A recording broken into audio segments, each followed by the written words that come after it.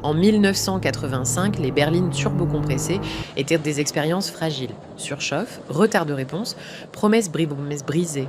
En 2025, une berline familiale peut atteindre 100 km/h en moins de 3 secondes et humilier des supercars valant 3 fois son prix. Qu'est-ce qui a changé? Ceci n'est pas seulement l'histoire de voitures plus rapides, c'est l'évolution du courage mécanique. Au début des années 80, certaines marques de performance jouaient leur survie. La Maserati Biturbo est née d'un pari audacieux, un V6 compact équipé de 2 turbocompresseurs. À l'époque, c'était révolutionnaire. Petite cylindrée, double suralimentation, ambition immense. Sur le papier, c'était brillant, mais la réalité était plus complexe. La gestion thermique était limitée, l'électronique encore immature, le turbolag pouvait être brutal. Les propriétaires découvraient une accélération grisante, suivie parfois de pannes coûteuses. Pourtant, au-delà des défauts, une idée venait de naître. La suralimentation permettait d'extraire une puissance incroyable d'un moteur compact. La biturbo n'a pas perfectionné la formule, elle l'a déclenchée.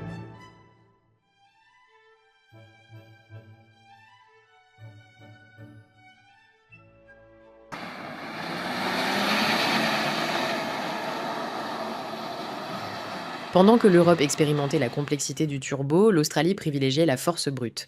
La Holden Commodore S V6 incarnait une autre philosophie. Propulsion arrière, V6 atmosphérique puissant, châssis stable à haute vitesse. Pas de sophistication excessive, juste de la mécanique honnête.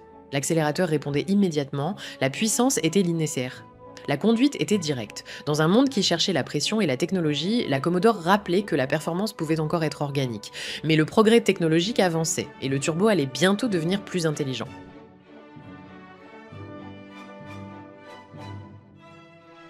Avec l'Audi A3 Tarn, le turbo n'était plus une expérience, c'était une science.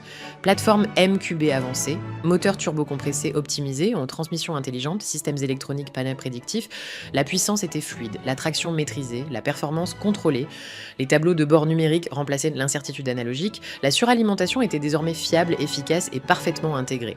L'audace des années 80 avait laissé place à la précision. Mais la précision seule ne suffit pas à enflammer la passion, il fallait une nouvelle énergie. La Hyundai Elantra N ne cherche pas la discrétion, elle crépite, elle s'impose. Développée par la division N, elle a été conçue pour supporter la piste. Différentiel électronique à glissement limité. Suspension adaptative, turbo affûté pour la performance et l'émotion. Elle prouve que la technologie moderne permet puissance et fiabilité. La performance n'est plus réservée aux marques premium, elle devient accessible. Mais il restait une frontière à franchir, une machine capable de redéfinir totalement les règles. Lorsque la Nissan GT-R R35 est apparue, elle n'a pas demandé le respect. Elle l'a imposé. V6 3,8 litres biturbo assemblé à la main, transmission à double embrayage ultra rapide, transmission intégrale sophistiquée.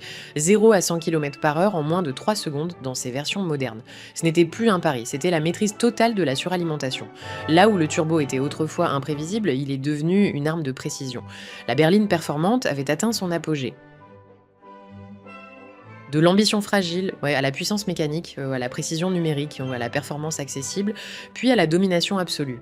La berline sportive n'a pas évolué par hasard. Elle a évolué parce que les ingénieurs ont continué à repousser les limites. Le turbo était autrefois le chaos. Aujourd'hui, il est le contrôle. Et la prochaine évolution est déjà en marche.